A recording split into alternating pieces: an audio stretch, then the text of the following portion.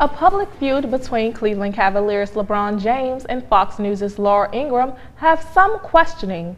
Is Ingraham racist? Ingraham told James last week to shut up and dribble after he commented on President Trump.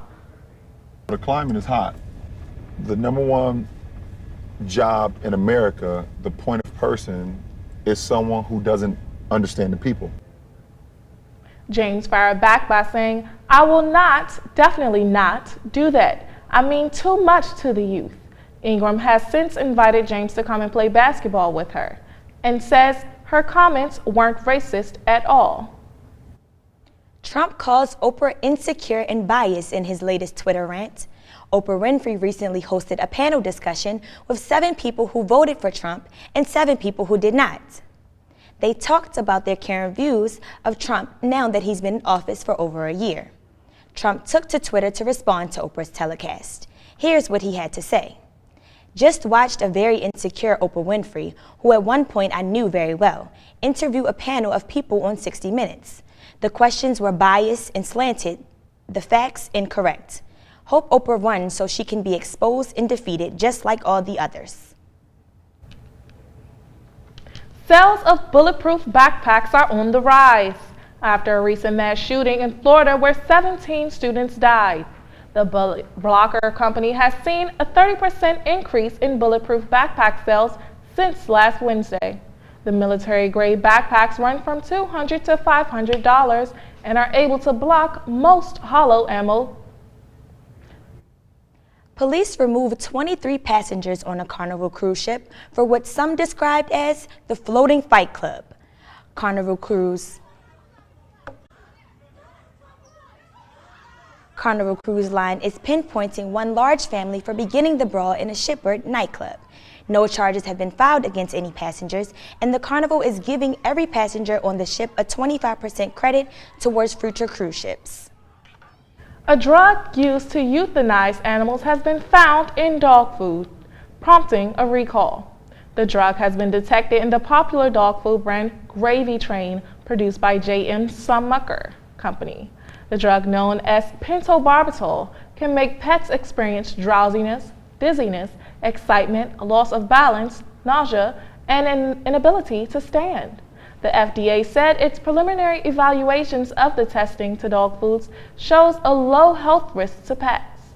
Customers who purchase the product should call the company for refunds or product replacements. Washingtonians rang in the Chinese New Year in Chinatown this weekend, where not only culture was celebrated, but the need to preserve diversity. District Wire's Crystal Campos has a full report. Hundreds of people gathered in D.C.'s Chinatown on Sunday to ring in the Year of the Dog during the annual Chinese New Year parade. The festival celebrated the new year with dancing dragons, kung fu demonstrations, and an explosive firecracker show. While the festival brings in high spirits, the Chinese American community that calls Chinatown home is dwindling.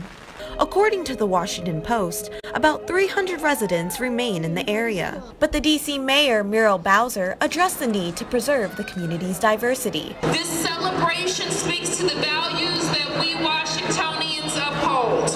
We understand our diversity, we celebrate it, we protect it fiercely, and we know that we have to fight for it each and every day. Chinese American organizations volunteer in the parade to revere their heritage.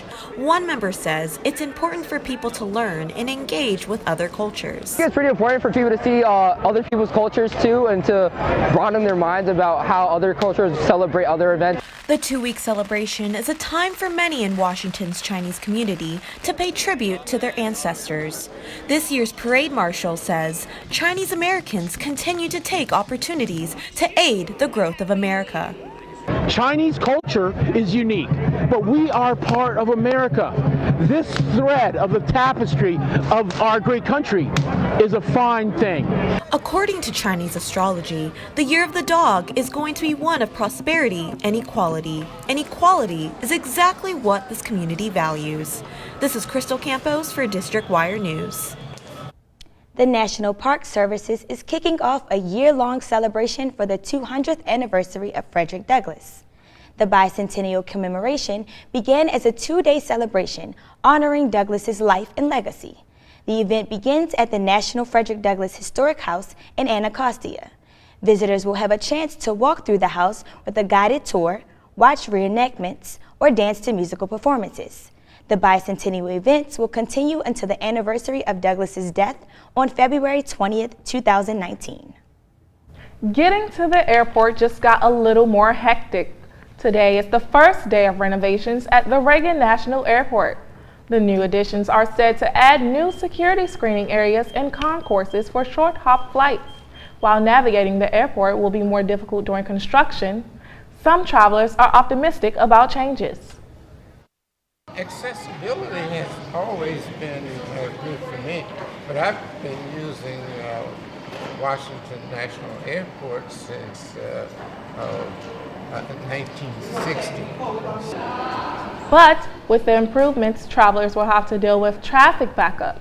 Travel lanes for some terminals will now be closed and lower level roadways will now become a work zone.